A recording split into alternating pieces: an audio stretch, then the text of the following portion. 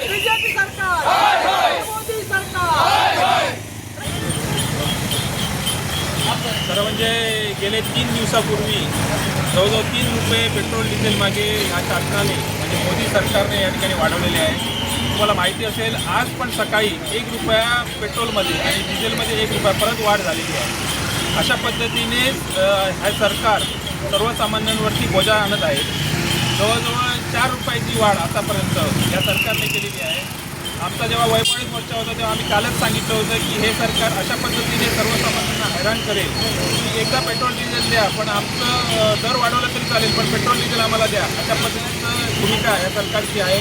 त्यामुळे त्याच पद्धतीने हे सरकार गेले 2-3 दिवसानंतर 1-1 रुपया वाढवतील किंवा 2 रुपये वाढवतील अशा पद्धतीने जवळजवळ 20 रुपये या सरकार या पेट्रोल डिझेल मागे वाढवणार आहे। त्यामुळे ते शॉर्टेज टंचाई करतायत, पेट्रोल डिझेलची टंचाई झालेली आहे ते त्याच्यासाठीच करतायत। सर्वसामान्यांना डोळं बसली पाहिजे आणि सर्वसामान्य एक वेळ म्हटलं पाहिजे की आम्हाला महागाई वाढली तरी चालेल, पेट्रोल डिझेल आम्हाला महागाई वाढली तरी चालेल, त्याचे दर वाढवले तरी चालतील पण आम्हाला एकदा पेट्रोल डिझेल द्या, अशा भूमिकेवरती सर्वसामान्य गेला पाहिजे। अशासाठी हे शॉर्टेज करत आहेत। तुम्ही बघितलं असाल सिंधुदुर्ग जिल्ह्यामध्ये सुद्धा खूप शॉर्टेज आहे। प्रशासन सांगतं आहे की आमच्याकडे शॉर्टेज नाही पण शॉर्टेज हे खरं म्हणजे आहे, टंचाई खरं म्हणजे आहे। तुम्ही एखाद्या पेट्रोल पंपावर गेलात तर तुम्हाला 1000 रुपयाचं पेट्रोल 1000 रुपयाचं डिझेल अशा पद्धतीने दिलं जातं। त्याच पद्धतीने ते देत आहेत, त्यांचे नियम आखलेले आहेत। प्लॅन्टवरनं पेट्रोल पंपाला किंवा डिझेलला किंवा गॅसला सुद्धा ते सप्लाय देत नाही आहे। जी वस्तुस्थिती आहे ही कशाला शॉर्टेज करतायत तर सर्वसामान्यांना हा फटका बसला पाहिजे आणि सर्वसामान्य एकदा कंटाळून म्हटलं पाहिजे की तुम्ही दरवाढ करा पण आम्हाला पेट्रोल डिझेल गॅस हे सगळं द्या, आणि अशा पद्धतीने चालू आहे। तुम्ही बघितलं असेल पूर्ण महाराष्ट्रामध्ये नौटंकी सुरू आहे। तशी तुमच्या पालकमंत्री असतील, नितेश राणे असतील, यांची सुद्धा नौटंकी या EV गाड्या वापरून सुरू आहे। आपले ताफे कमी करण्याचा प्रयत्न ते करतायत। ताफे खरोखर कमी झाले आहेत काय, त्यांनी ऑनलाईन बैठका सुरू झाल्या आहेत काय, आतापर्यंत बघितलं असाल तुम्ही त्यांच्या पाठीमागे किती हजारो गाड्या असतात, गाड्याचं अधिकाऱ्यांच्या गाड्या असतात।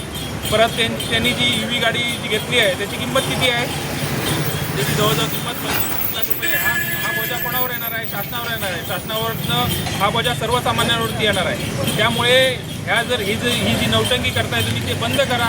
खरं म्हणजे आंतरराष्ट्रीय बाजारपेठेमध्ये ज्या क्रूड ऑइलच्या किमती वाढल्या आहेत त्याच्यामुळे ह्या कंपन्या सांगतात की आम्हाला ह्या दर वाढवावं लागणार आहे। पण ज्यावेळी आंतरराष्ट्रीय बाजारपेठेमध्ये क्रूड ऑइलच्या किमती कमी होत्या त्यावेळी तुम्ही पेट्रोल डिझेलची किंमत कमी केली होती का? काय कमी केली नव्हती, कारण 65 रुपये ह्याच्यावरती बॅरल होतं। आज ते 110 रुपयावर गेलं आहे, पण आता 110 रुपये गेल्यावर म्हणून तुम्ही किमती वाढवताय। पण त्या दिवशी तुमचं हेच बॅरल कमी होतं क्रूड ऑइलचं, त्यावेळी मात्र तुम्ही किमती कमी केलं नाहीत। हे आंतरराष्ट्रीय धोरण जे आहे ते पंतप्रधान मोदी यांचं चुकलेलं आहे। तुम्ही इराणशी आणि पंगा घेतलेला आहे, त्याच्यामुळे ह्या डिझेलच्या आणि पेट्रोलच्या किमती वाढवण्याचं पाप तुम्ही या सर्वसामान्यांच्या डोक्यावर मारताय।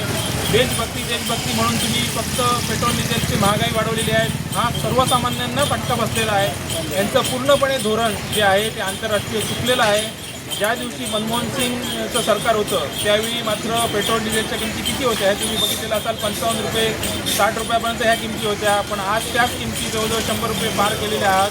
त्यावेळी क्रूड ऑइलची किंमत खूप मोठी होती, आतापेक्षाही जास्त क्रूड ऑइलची किंमत होती, तरी पण ते पेट्रोल डिझेल त्या किमतीला मिळत होतं। पण आज तुम्ही बघितलं असाल की ह्या पेट्रोल डिझेलच्या किमती वाढवलेल्या आहेत। पेट्रोलियम कंपन्यांना ह्याच्यामध्ये खूप मोठा नफा यामध्ये झालेला आहे। त्यामुळे ह्या सर्वसामान्यांना घर करण्यासाठी हे आमचं देवगड तालुक्यातील हे आंदोलन आम्ही करत आहोत।